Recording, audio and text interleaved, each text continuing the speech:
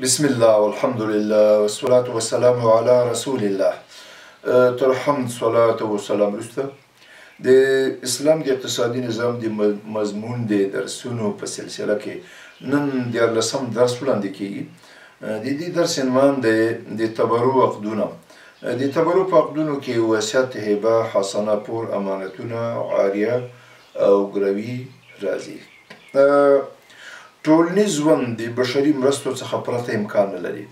مسلمانان باید یو د بل مرستندوی وي. په ستونزو مشکلاتو کې باید یو بل ته د ورګالوي او مرستې لاسونه ورکړي. په قرآن عظیم الشان او نبوي سنتو کې په دې خبره زیات تاکید شوی. له همدې وجې نه موږ په دغه درس کې د ځینو تبرعي عقدونو نمونې ذکر کوو چې ټولنیز ژوند ته اسانتیا په برخه کې د هغو له جملې څخه وصیت، هبه، حسنه، پور، ودیعه او امانت، عاریه او ګروي په دې کې موږ بحث کوو.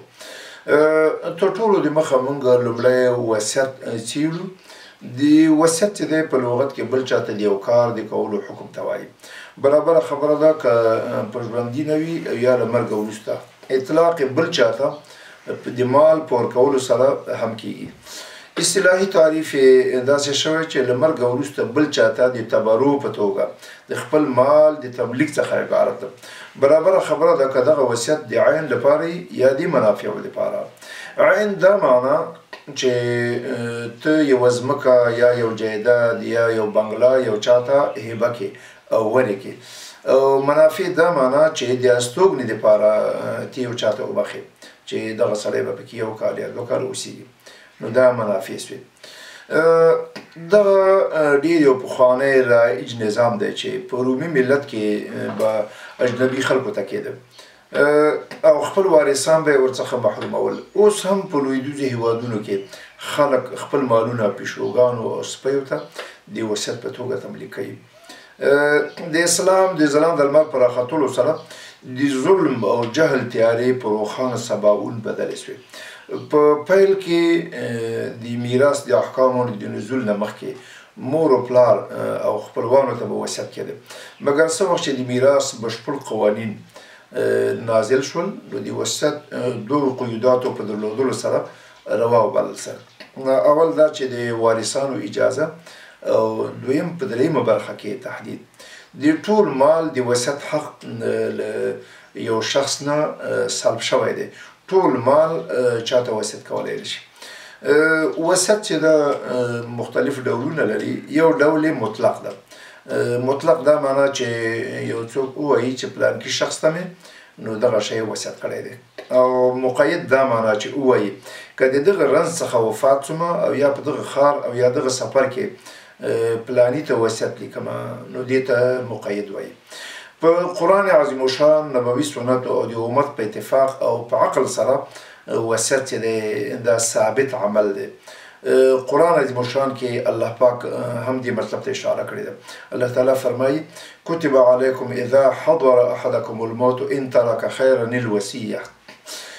فرض شوې ده په تاسې باندې که کله تاسې ته یو د تاسې ته د مرګ نښانې څرګندې سي، که تاسې مال پرېښئ نو وصیت دی. نو دا په دې آیات کریمه باندې وصیت ثابت دی. په نبوي سنتو کې سعد بن ابي وقاص ته رسول الله صلی الله علیه وسلم ویلي وو چې که وصیت کوي دریمه برخه کې وکړه. دریمه برخه زیاته ده. په دې هکله نور ډېر ګڼ روایات دي.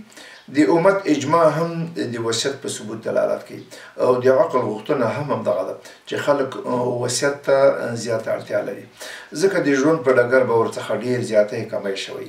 نو تلافي به یوازې په وصیت سره ترسره شي او حکمت او مصلحت هم همدغه ده چې دغه د ټولو تبرعاتو سبب او د ګټې حاصلولو لاره ده. وصیت چې دا یو واجب دی. د امانتونو نامعلومو پورونو د واپس کولو، د زکات، د روژې او د مانځه د کفاراتو او نورو دا واجب وصیت دی. چې یو سړی وصیت وکړي چې دومره زکات راپې راباندې پاتې دي، دومره روژې او دومره منځونه ما نه پاتې شوي دي، نو چې وصیت وکړي چې زما د دې منځونو او د روژو په مقابله کې نو تاسې فدیه ورکړئ. دویم چې دی مستحب دی. هغو خپلوانو ته وصیت کول چې په میراث کې برخه نه وي او یا د خیر د چارو لپاره وصیت تر واخله چې یو سړی ووایي چې له مرګه وروسته ما پسې یو جومات جوړ کړي یا یو پل جوړ کړي یا کتابتون جوړ کړي یا یو مدرسه جوړه کړي نو دا مستحب وصیت دی. تحریمي مکروه وصیت چې د فاسقانو فاجرانو ته د مال وصیت او د معصیت په کار د مال لګول چې دي وصیت کول نو دا تحریمي مکروه دی، حرام دی. نو فاسقانو فاجرانو ته به د مال وصیت نه کېږي، په همدې توګه په ناروا کار به وصیت صورت نه مومي. وصیت چې دا لاندې ارکان لري. یوازې د وصیت رکن چې دی یوازې ایجاب دی، په دې توګه چې ووایي پلاني ته مې وصیت کړی دی. د جانب مقابل لخوا قبول رکن نه ده بلکې شرط دی. د وصیت د انعقاد کیفیت. د وصیت انعقاد په وینا او لیکلو سره ثابتېږي. وینا په دې توګه چې په ډاګه ووایي تاسې ګواه اوسېږئ چې فلاني ته مې دومره مال او یا ځمکه او یا بل شی وصیت کړی دی. البته لیکل د وصیت ثبوت دی چې ګواهان موجود دي. اوس بله مسله چې په وصیت کې بحثېږي چې په قبول کې فوریت شرط ده که نه. د اسلامي فقهاو د رایو په یووالي سره په ټاکلې موده کې قبول او فوریت شرط نه ده بلکې پراخه وخت لري. له وفاته وروسته جواز پیدا کوي اگر که اوږده موده در بر ونیسي. د وصیت د نفاذ موانع. وارث ته د مال وصیت روا نه ده ځکه چې د نبي صلی الله علیه وسلم فرمان دی چې لا وصیت لوارث، د وارث دپاره وصیت نشته ځکه ورثه چې دي نو د هغو دپاره حقوق معلوم دي. نو که مړي وصیت کولی او ویلی چې دغونه برخې دې زوی ته مې ورکړي دې ته ورکړي د مرګ نه وروسته به د دې ترمنځ ډېر قتلونه شوي وی نو الله تعالی د خپلو خپلوانو ټولو برخې ټاکلي دي. خو البته په درېیمه برخه مال کې نو دی وصیت کولی شي. د تبرع د عقدونو د جملې نه بل عقد چې دی هغه هبه او ډالۍ دی. نو د هبې صدقې او هدیې معناګانې سره نږدې دي. که چېرته هدف د الله تعالی رضا او المن شخص ته خیرات نو دا صدقه سوه، او که چېرته د یو چا د عزت ویاړ او محبت لپاره نو وړاندې کړه نو دا هدیه او ډالۍ سوه، او که د عزت په خاطر نه وه نو دا هبه سوه. په شرعي اصطلاح کې دغه یو عقد ده چې د ژوند په مهال بلا عوضه تملیک افاده کوي. نو هبه جائز او مستحب کار ده. قرآن عظیم الشان کې هم دغه مطلب ته اشاره شوې ده په ګڼو آیاتونو کې. پیغمبر صلی الله علیه وسلم هم فرمایلي دي تهادو تحابو، تاسې یو بل ته ډالۍ لیږئ نو د تاسې ترمنځ به مینه محبت زیات شي. د ټول امت په اتفاق سره هبه روا کار یو ته بله مرسته ده. د هبې ارکان چې دي یو ایجاب او قبول او بل واهب او موهوب له او بل صیغه ده. په واهب کې چې څوک هبه کوي بل چاته نو شرط دا ده چې دی به رو رمټ او د خپلواک څښتني. د اکثرو فقهاو په نسبت باندې که چېرته یو رنځور یو چاته یو شی وبخي او بیا وفات سي د دې ورکړه درېیمه برخه مال کې صحت پیدا کوي. دوه نورې برخې د وارثانو حق ده. په موهوب له کې چې کوم شی ډالۍ شوی دی نو شرط دا ده چې هغه به مملوک وي. صیغه به هدیه، هبه، عطیه، نحله او داسې نور وي. دا ټول الفاظ صحیح دي په موهوب کې چې کوم شی هبه شوی دی. او چې کوم شی ډالۍ کېږي د هغې دپاره شرط دا ده چې د هبه کولو په وخت به موجودي، دا به متقوم مالي قیمتي مال به نو پر دې اساس د اصیل شخص برداري او وینې هبه کول جایز نه دي. او بل به دغه شی د واهب په تصرف او ملکیت کې وي. دا چې دغه شی به جلا وي. د مشترک کور هبه صحت نه لري چې د دوه ورونو ترمنځ یو ملکیت ده، یو کور ده، شریک دی ویشل شوی لا نه ده او یو ورور یې لګېږي یو چاته هبه کوي، دا جایز نه دی. نو دا به د اشتراک نه وځي بالغ نه به هبه سي. د هبې د بیرته واپس کېدلو موانع. که چېرته هبه کوونکی وغواړي بیرته یې ترلاسه کړي په لاندې صورتونو کې د واپس کولو حق نه لري. چې په هبه کې اتصال راغلی نو معنا دا ده چې هغه شی له خپل شي سره متصل کړي، له خپل مال سره یې ګډ کړي. چې موهوب له وفات سي، چې کوم سړي ته هبه شوې ده هغه وفات سي، چې د هبې په مقابل کې عوض ترلاسه کړي، چې د موهوب له ملکیته ووځي او د زوجیت له امله، د قرابت له امله، د هبې د هلاک او استهلاک له امله. بل چې د قرض حسنه ده، حسنه پور د انسان ژوند له ستونزو سره مل وي. ځینې وخت له یو چا سره پیسې وي، ځینې وخت له د تنګسي په حالت کې یو مسلمان بل ته د مرستې لاس اوږدوي. له همدغه امله په اسلام کې حسنه پور ستر اجر او ثواب لري. بل چې د قرض چې دی په لغت کې غوڅولو ته وایي. دا ځکه چې همدغه مال د پور ورکوونکي د مال برخه ده چې پور یې وړي ته جلا کړې ده. حسنه پور د مثلي مال د ورکړې تړون دی چې له یو څه وخت وروسته به یې خپل څښتن ته سپاري. دا د حسنه پور تعریف و. مشروعیت چې دی په نبوي سنتو او د امت په اتفاق سره جایز دی.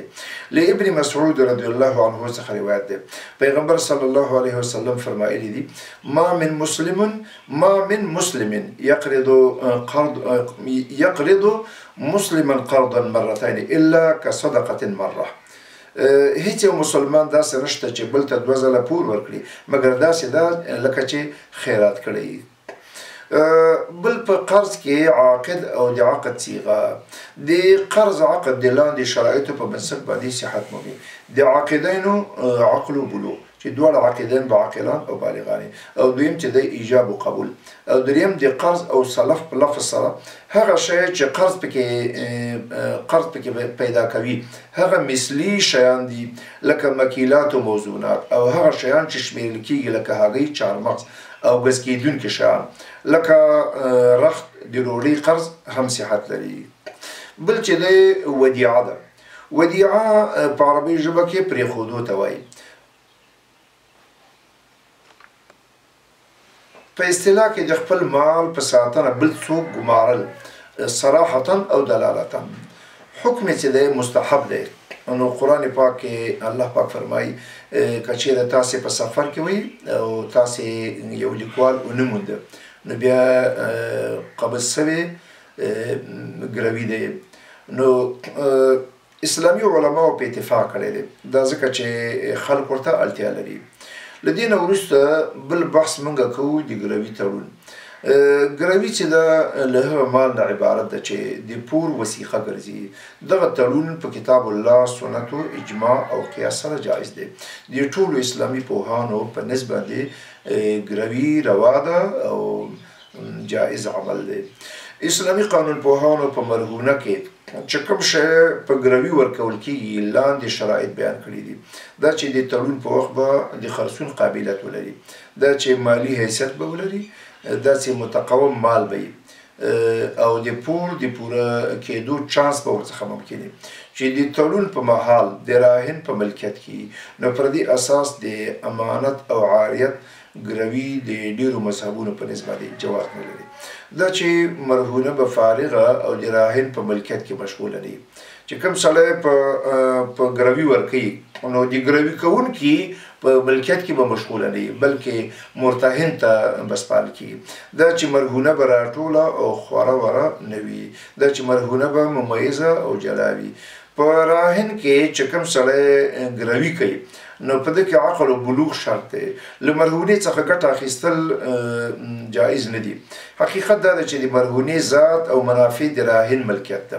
په هیڅ صورت کې خرڅول، هبه، تصرف او څخه ګټه اخیستل د راهن له اجازه پرته جواز نه لري. البته که چېرته مرهونه د سپرلي او د لوشلو څاروی وي او مرتهن اجازت کړی بیا صحیح ده. ځکه چې ته یو ګډه اوزه ساتي او یا یو اس ساتي نو دا خو خوراک غواړي. نو که دغه سړی څړځای ته بیایي په سپریږي نو دا جایز دی.